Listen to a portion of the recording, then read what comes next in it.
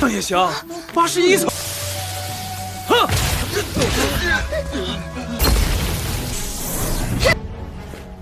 下一个，我来。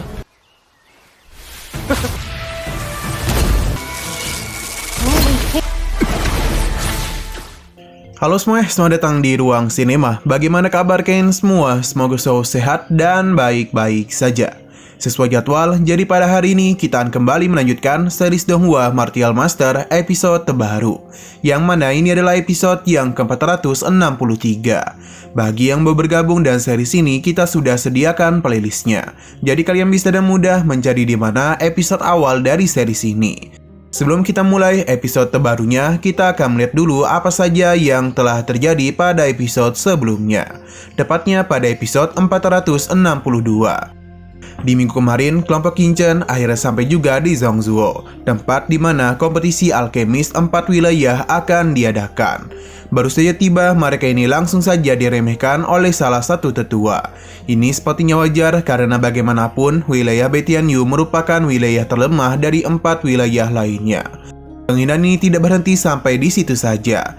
Di atas kapal, tetua itu memberitahu kepada para murid untuk tidak membuat kegaduhan, karena nantinya malah dirinya yang repot. Swanseng sebenarnya sudah sangat kesal, namun ia tetap menahan dirinya. Ia pun meminta tetua itu untuk tidak perlu mengkhawatirkan kondisi mereka. Sesaat kemudian mereka pun sudah sampai di sebuah taman. Swanseng mengira mereka akan langsung masuk ke taman, namun lagi-lagi wilayah Betian harus melakukan pemeriksaan lebih dulu. Ini semua demi memikirkan para murid yang tidak pantas untuk berkompetisi. Salah satu murid mulai maju dan melakukan penilaian. Selain itu, pria ini hampir saja hilang kendali karena terus ditertawakan oleh para murid dari wilayah lain. Untung saja ada Kinchen yang bisa menenangkannya. Sekarang kita akan melanjutkan episode terbarunya. Kita masih berada di Taman Pil Fengyuan dari Pavilion Pil wilayah tengah. Perlu diingat untuk bisa berkompetisi, para murid wilayah Betian harus melakukan penilaian terlebih dahulu. Tetua ini mempersilakan murid lainnya untuk mencoba. Kini salah satu murid pun maju untuk menyalurkan kekuatan spiritualnya pada pilar kristal obat spiritual. Awalan yang pria itu lakukan cukup baik dan bahkan hampir mencapai nilai 70. Sayangnya hampir saja tidaklah cukup. Mereka harus benar-benar mencapai nilai 70. Hal ini pun menyebabkan pria ini gagal. Sekali lagi, para murid dari wilayah lainnya pun mulai mentertawakan wilayah Betian dan menganggap mereka sebagai penghasil alkemis yang tidak becus.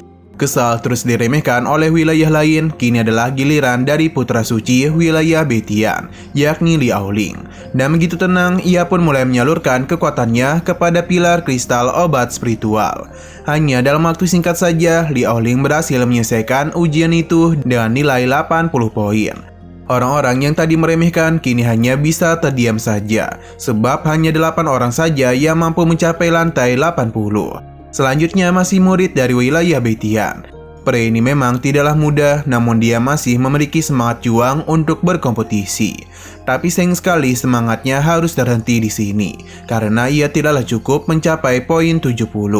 Alhasil murid dari wilayah Betian pun kembali gagal.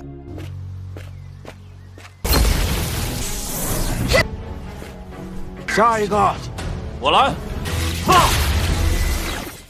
Berhubung para murid ini cukup banyak, jadi ujian pun dipercepat.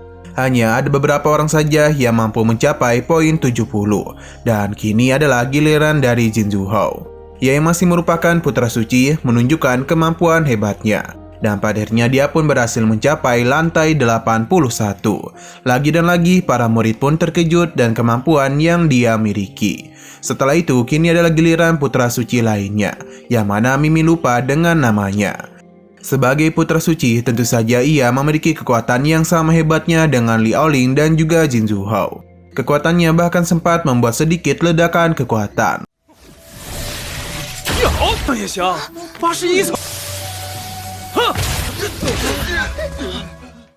Tetua ini pun puas dengan penilaian yang mereka lakukan hari ini. Dan begini penilaian awal pun telah selesai. Bagi mereka yang telah lulus ujian ini dapat berpartisipasi dalam kompetisi besar berikutnya.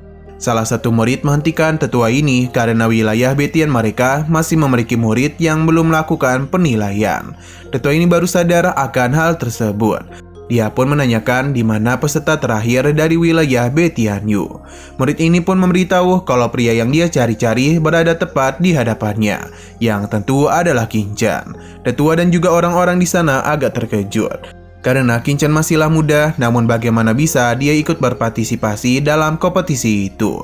Beberapa orang juga meremehkan kemampuan yang Qingchen miliki. Xuanzeng membenarkan kalau Qingchen adalah murid yang akan ikut berkompetisi. Ia pun memintanya untuk maju dan berharap Qingchen tidak mempermalukan wilayah Betianyu. Qingchen paham dan dirinya pun mulai maju ke hadapan pilar kristal obat spiritual.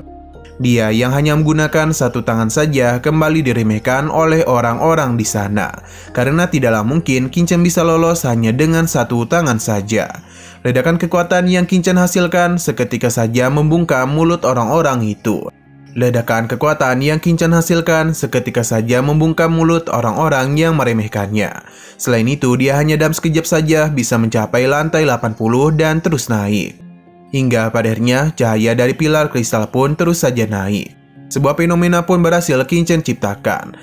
Karena cahaya kristal itu berhasil menembus awan. Melihat apa yang terjadi hanya bisa membuat orang-orang di sana terdiam saja.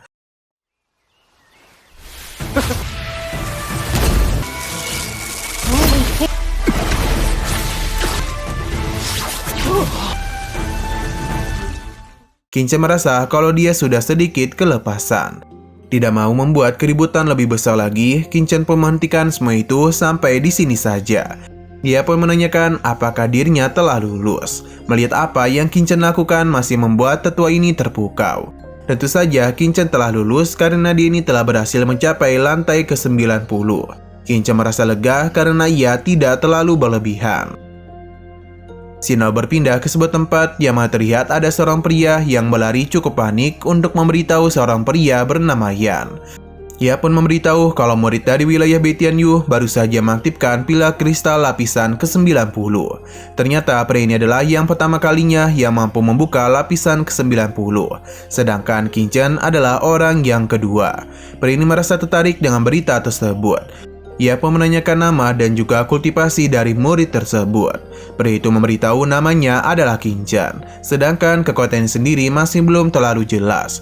Mungkin saja dia masih berada di ranah Martial King. Selain itu, pria ini masih muda dan mungkin umurnya belum sampai 20 tahun.